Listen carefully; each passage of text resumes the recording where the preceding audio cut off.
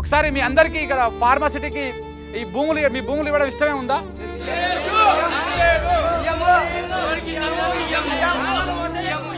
లేదు, మీకు ఇష్టం లేదు భూములు ఇవ్వడం.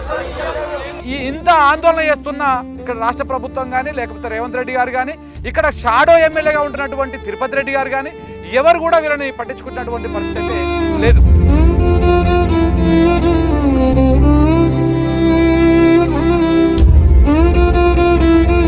మేము ఏ కూడా అనుకున్నాం సార్, ఏ ముఖ్యమంత్రి కూడా మేము కూడా మొన్న మా ఎమ్మెల్యే గెలిచి ముఖ్యమంత్రి అవుతాడు మంచి అవుతాడు చెప్పి అందరు వచ్చి చెప్పి ఊళ్ళోకి వచ్చి మేము ఎమ్మెల్యేకి సపోర్ట్ చేసి మా నెత్తి మీద చేయడానికి వచ్చాడు. దౌర్జన్యం, ఎవరి దౌర్జన్యం ఇది?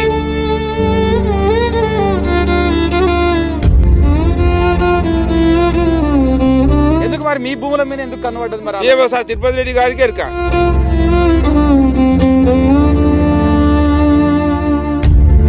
అందరు యువకులు అడుగురు, ఎవరిది నడుస్తున్నా? ఇక్కడ రేవంత్ రెడ్డి నడుస్తున్నదా తిరుపతి రెడ్డి నడుస్తున్నదా? ఇప్పుడు ఏమంటుంటే ఇప్పుడు మీ భూమి తీసుకొని కంపెనీలు పెడితే ఉద్యోగాలు వస్తాయి, మన ప్రాంతం సార్ మీకు నమస్కారం చేయమంటే మీ కాలు మొక్కుకొని 4 నెలల కింద ఈ పోరాటం ఎప్పుడైతే స్టార్ట్ అయిందో ఆ రోజు మేమిద్దరం ఉండి జనాలను గ్యాదర్ చేసి మాట్లాడదామని నేను చిన్న అనౌన్స్మెంట్ చేస్తే నాకు ఈ పిల్లగానికి ఇద్దరికి ఎస్ఐ ఫోన్ చేసి అక్రమంగా కేసులు పెట్టి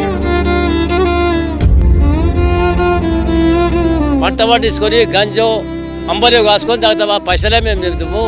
మా భూమిని ఇచ్చిపెట్టి మా కుటుంబం ఎక్కడ చేసి పెట్టాలి, ఎక్కడ పోయి బతకాలి మేము?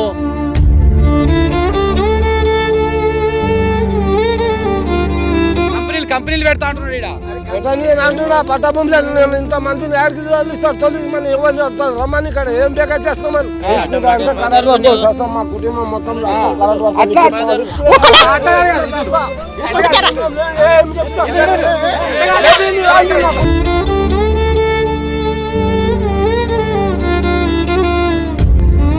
కేసీఆర్ ఇంతకుముందు ఇందిరాముండ కాలం నుంచి చేసిన ఇట్లా ఈఎస్ఆర్ గెలిపించినందుకు నమ్మని వేస్తున్నావు. నువ్వు తినంత పేదలంతా పొడమిన కొట్టి మీకు పుణ్యం దొరుకుతుంది.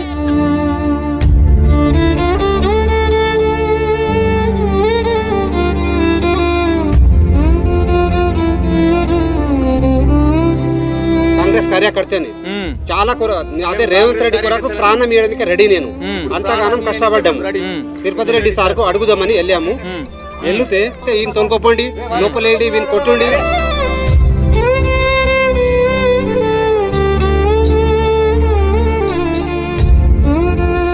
రెడ్డి మాకు అది ఇస్తా ఇది ఇస్తా అది ఇస్తా అంటే బాగా గెలిపించి మా భూమి ఎంత ఖరీదు చేస్తాడా, ఫార్మా కంపెనీ ఇస్తాడా?